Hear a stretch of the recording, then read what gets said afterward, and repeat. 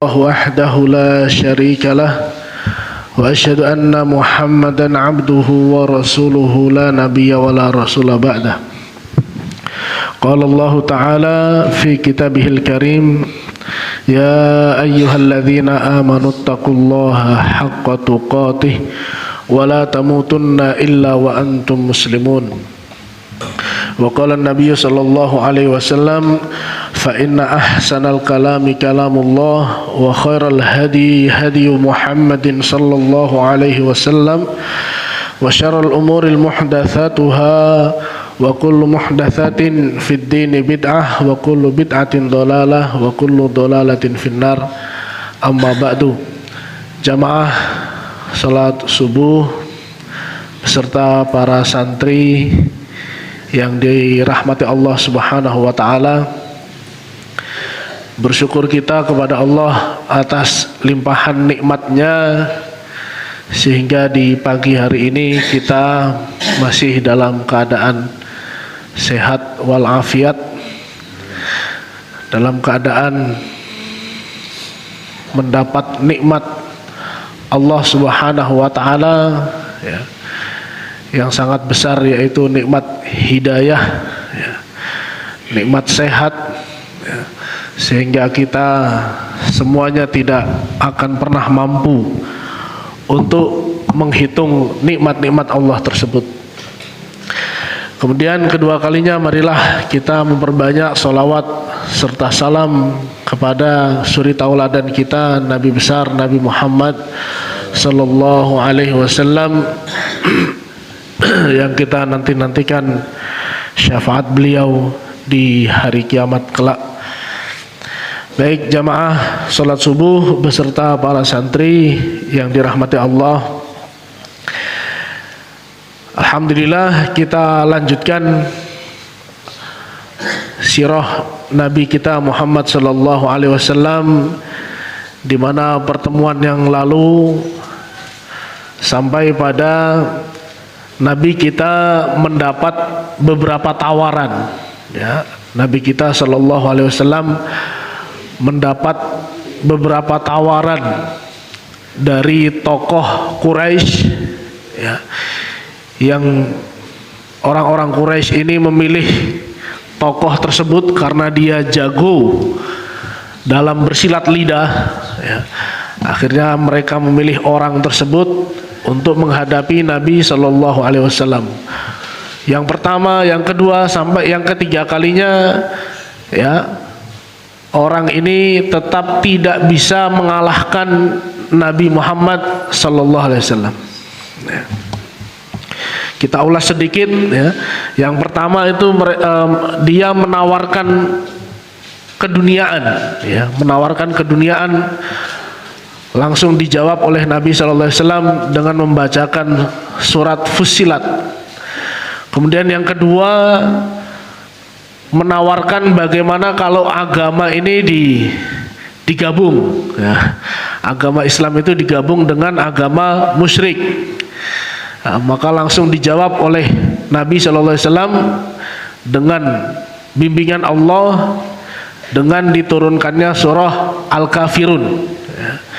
Jadi penting untuk kita ketahui bersama ya, hadirin sekalian, bahwa yang namanya keyakinan terhadap agama itu tidak boleh pelin-pelan ya. Keyakinan terhadap agama itu tidak boleh pelin-pelan, tidak boleh ragu-ragu ini benar atau tidak ya, itu enggak boleh. Apalagi sampai memadukan semua agama adalah sama. Nah, itu betul-betul ya sudah dijawab oleh Allah Subhanahu wa taala dengan surah Al-Kafirun ya. Jadi tidak akan pernah ada ya agama itu yang selain Islam setara dengan ajaran Islam ya. Kemudian yang ketiga, Nabi sallallahu alaihi wasallam diminta untuk mengganti Al-Qur'an ya. Nabi sallallahu alaihi wasallam diminta untuk mengganti Al-Qur'an. Nah, kemudian mendapat jawaban juga ya dengan sangat telak, ya Allah Subhanahu wa taala menurunkan surah Yunus.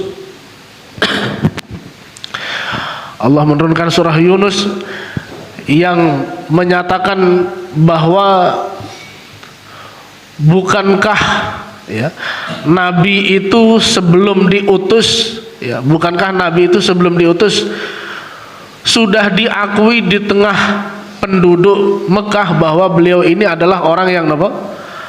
Orang yang jujur, ya, orang yang jujur, orang yang sudah betul-betul dikenal amanahnya, ya. Maka tidak mungkin kalau sesuatu yang kecil saja, ya, sesuatu yang kecil saja Nabi Shallallahu Alaihi Wasallam tidak pernah berbohong, apalagi untuk urusan yang jauh lebih besar.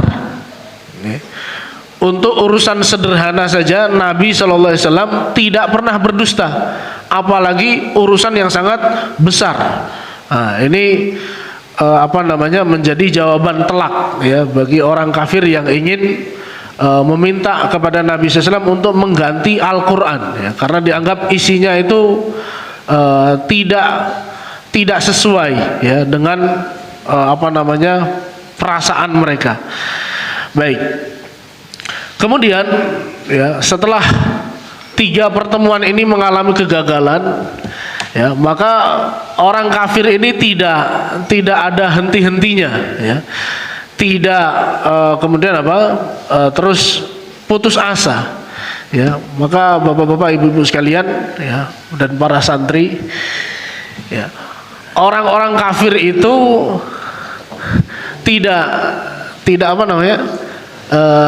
tidak berputus asa dalam memerangi orang Islam, ya, dalam menghalangi kebenaran. Nah, maka mereka yang dalam keadaan salah saja, ya, mereka yang sudah yakin bahwa mereka ini adalah orang-orang yang salah, itu mereka gigih, ya, membela kesalahan mereka.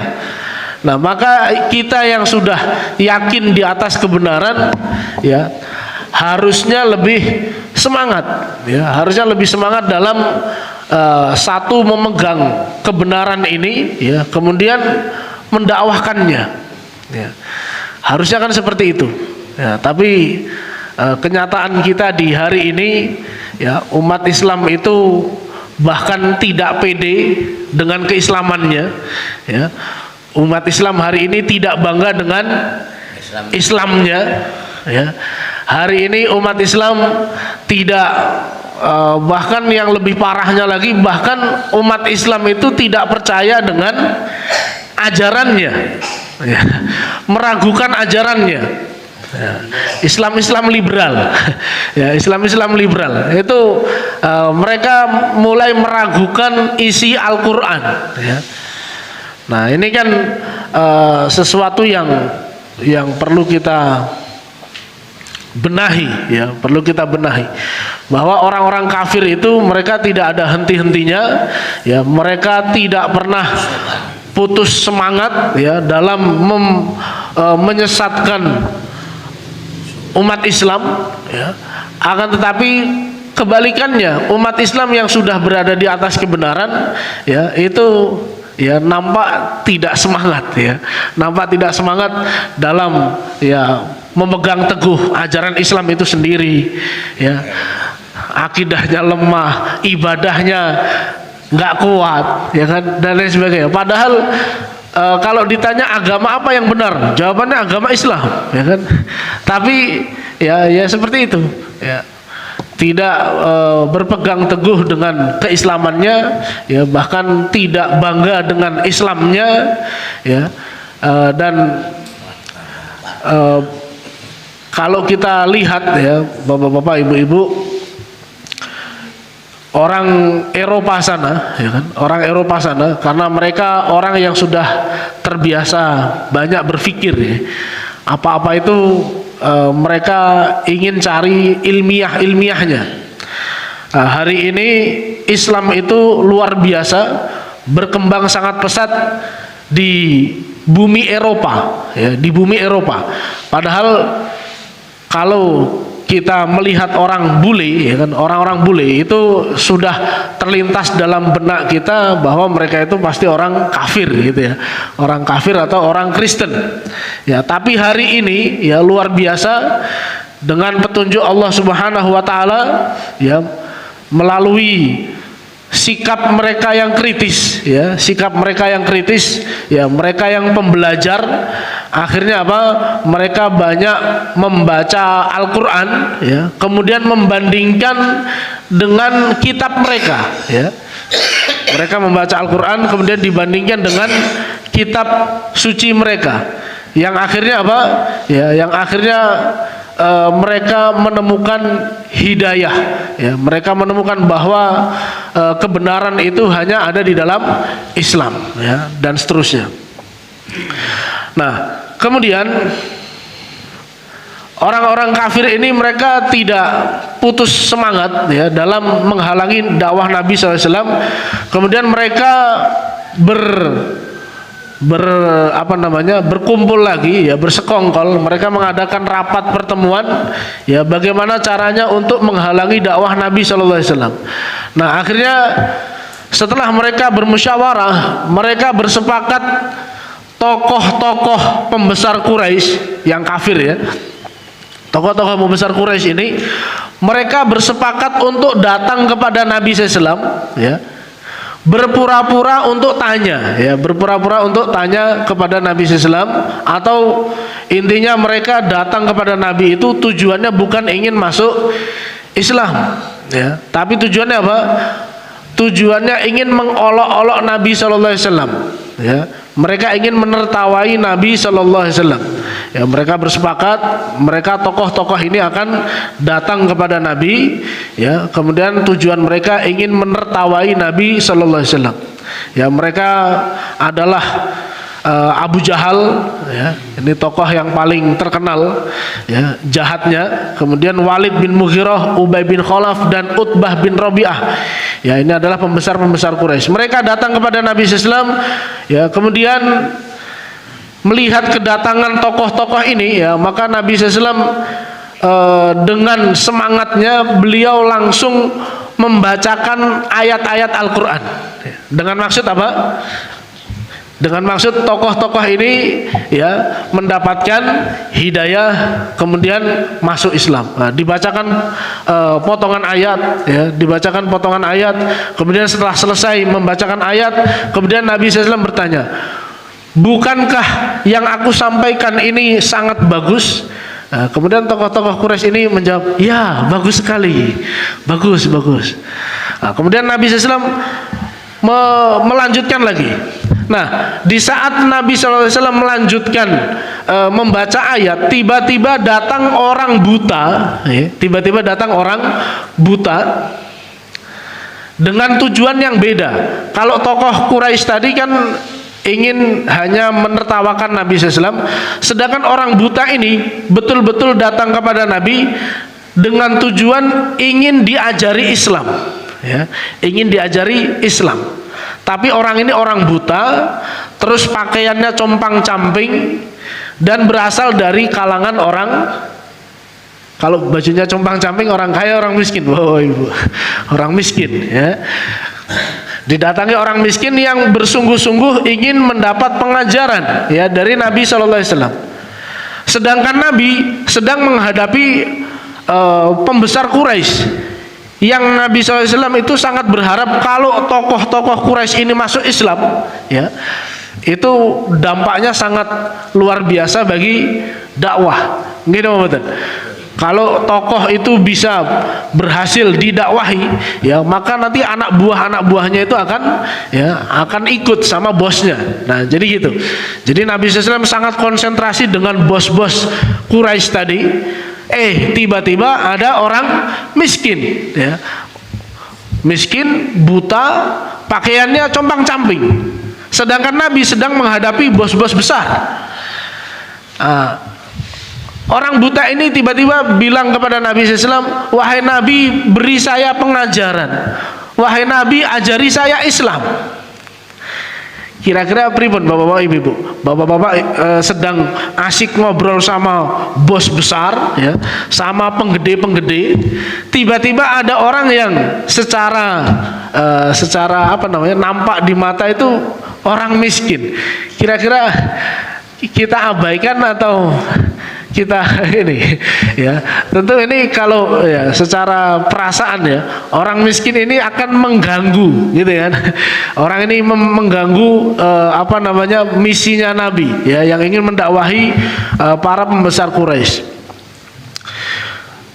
Nah, jadi Nabi ternyata apa? Nabi secara manusiawi, ya, secara manusiawi itu Nabi menghiraukan orang buta ini, ya. Padahal orang buta tadi secara sungguh-sungguh berkata kepada Nabi, wahai Nabi, ajari saya Islam. Wahai Nabi, ajari saya Islam.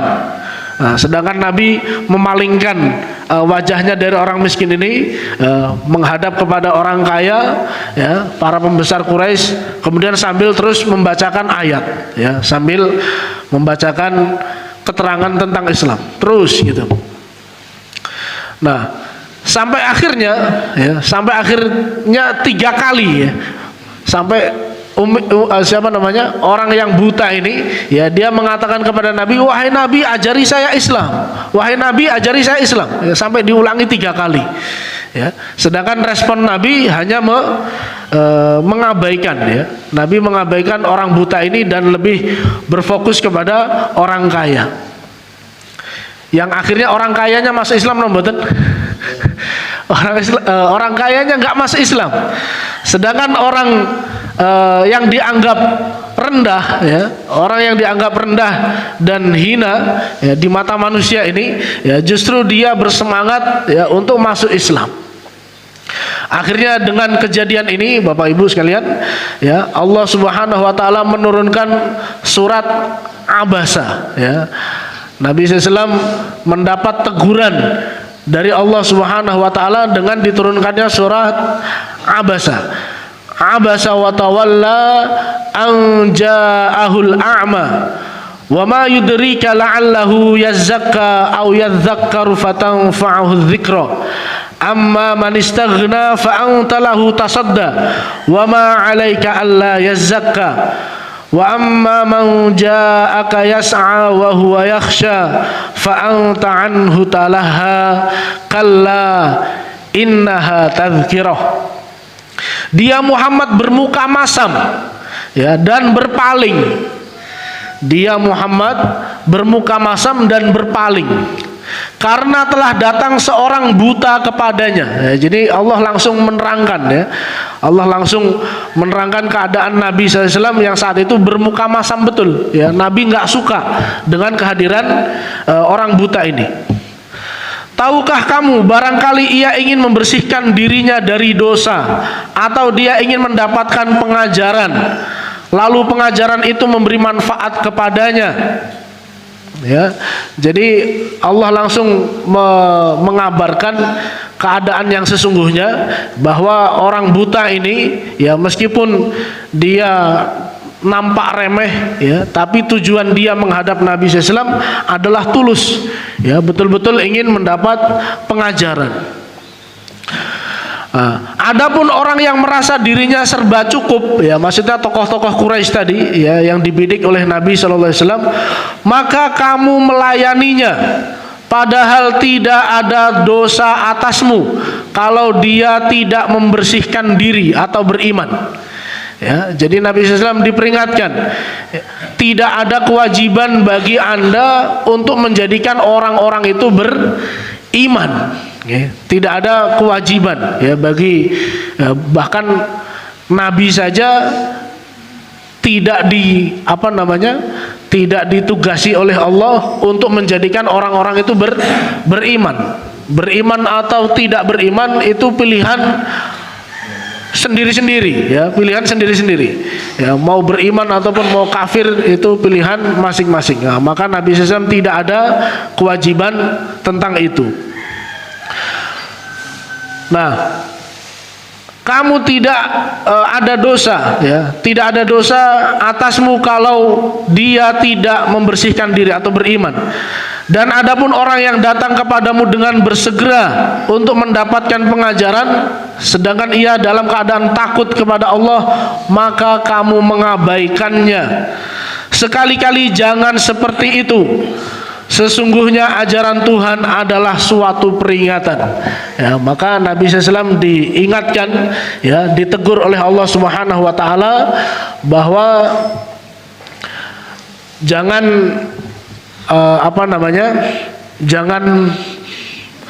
jangan pilih-pilih, ya, jangan pilih-pilih. Kalau ada orang yang datang meminta nasihat, ya, maka berilah ia nasihat.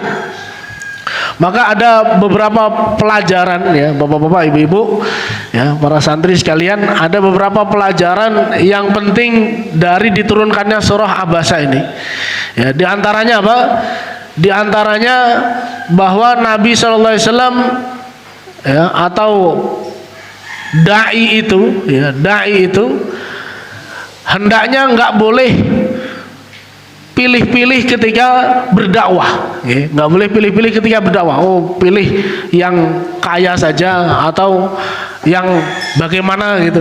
Nah, maka itu Allah Subhanahu Wa Taala peringatkan. Dan bahkan keadaannya, ya, bapak-bapak, ibu-ibu, keadaannya orang yang dalam keadaan kurang terhormat di tengah masyarakat, entah karena miskin, ya, entah karena penampilan dan lain sebagainya, itu biasanya mereka lebih bersegera, ya, lebih bersegera untuk menerima hidayah. Ada sebuah pertanyaan, ya, yang diajukan oleh seorang raja bernama Heraklius kepada Abu Sufyan, ya, yang waktu itu Abu Sufyan masih musyrik, belum masuk Islam. Kemudian Heraklius ini bertanya kepada Abu Sufyan, wahai Abu Sufyan, siapakah yang jadi pengikut orang yang mengaku nabi di tengah kamu itu? Apakah orang-orang bangsawan ataukah orang-orang lemah? Ya, maka dijawab dengan jujur oleh Abu Sufyan, ya, dia menjawab apa? Orang-orang yang lemah, ya, orang-orang yang lemah, orang-orang yang miskin. Nah, maka dan ternyata di dalam Al-Quran, ya, menyebutkan kebanyakan pengikut para nabi itu berasal dari orang-orang yang lemah, orang-orang miskin, ya, orang-orang lemah, orang-orang miskin.